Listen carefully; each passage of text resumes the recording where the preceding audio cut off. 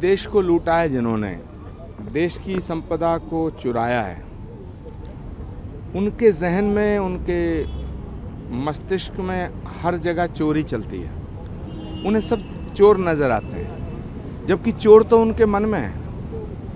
वो कभी कहते हैं राफेल में चोरी हुई, कभी कहते हैं वोट में चोरी हुई, कभी कहते हैं अडानी चोर है, कभी कहते हैं अंबानी चोर है।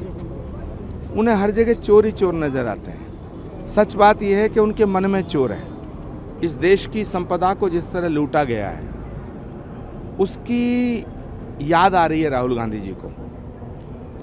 इलेक्शन कमीशन चोर, सुप्रीम कोर्ट चोर, संसद चोर, सब जगह चोर ही चोर नजर आते हैं। तो पहले वो अपना मन ठीक करें।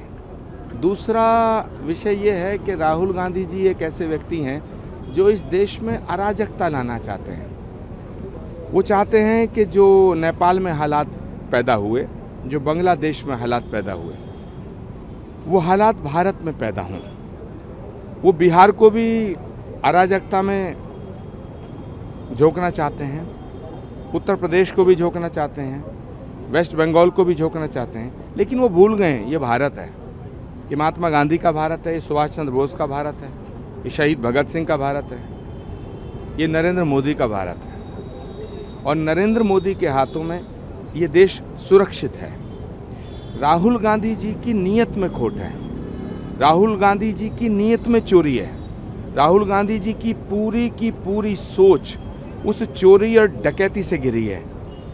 एक कहानी पहले मैंने सुनी थी, अली बाबा और 40 चोर। ये जो महागठबंधन है, ये राहुल बाबा और 40 चोरों का गठबंधन है। एक और विपक्षी पार्टी है देश में, टीएमसी। अब वहाँ पर बंगाल में एक सियासत उनके एक अनिवार्य करने पर हो गई है। एक उसे वो भजन कह रहे हैं, हालांकि एक संगीत गीत, उसको लेकर आप क्या कहेंगे? देखिए, ममता बनर्जी बंगाल को बांग्लादेश बनाना चाहते हैं। उनका सूर्य अस्त होने के कगार पे है। जैसे सूर्य निकलता है, एक दौर था जब ममता बनर्जी का सूर्य उदय हो रहा था और वामपंथियों का सूर्य अस्त हो रहा था। लेकिन ममता बनर्जी का जो शासन है, ममता दीदी का जो शासन है, उसने बंगाल की तमाम सामाजिक समरसता के ताने बाने को छिन्न भिन्न कर दिया है। वहाँ हिंदुओं पे जुल्म हो रहे हैं।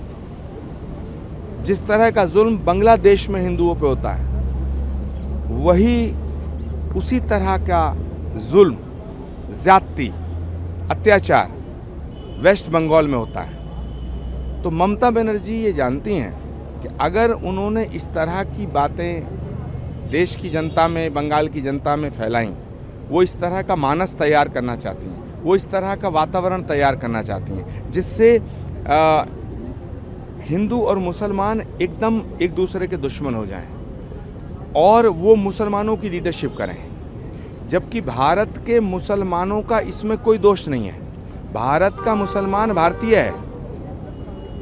लेकिन ममता बनर्जी हों, तेजस्वी यादव हों, अखिलेश यादव हों या ये वामपंथी लोग हों, ये इस देश के मुसलमानों को गुमराह कर रहे हैं। ये इस देश के मुसलमानों को मुसलमान बना के रखना चाहते हैं। जबकि नरेंद्र मोदी जी इस देश के मुसलमानों को हिंदुस्तानी समझते हैं। नरेंद्र मोदी ने कभी ये नहीं कहा कि मैं सिर्फ हिंदुओं का प्रधानमंत्री हूँ। नरेंद्र मोदी कहते हैं मैं 140 करोड़ लोगों की आवाज़ हूँ। तो जब वो कहते हैं 140 करोड़ लोगों की आवाज़ हूँ, तो इस देश के मुसलमानों की आवाज़ भी वो हैं। इस देश के मुसलमानों से मैं अपील करना चाहता हूँ, तमाम मुस्लिम बहन भाइयों से अपील करना चाहता हूँ, एक बार नरेंद्र मोदी का साथ दें और इन तमाम गुमराह करने वाले, देश को तोड़ने वाले नेताओं से अपना पल्ला झाड़ लें।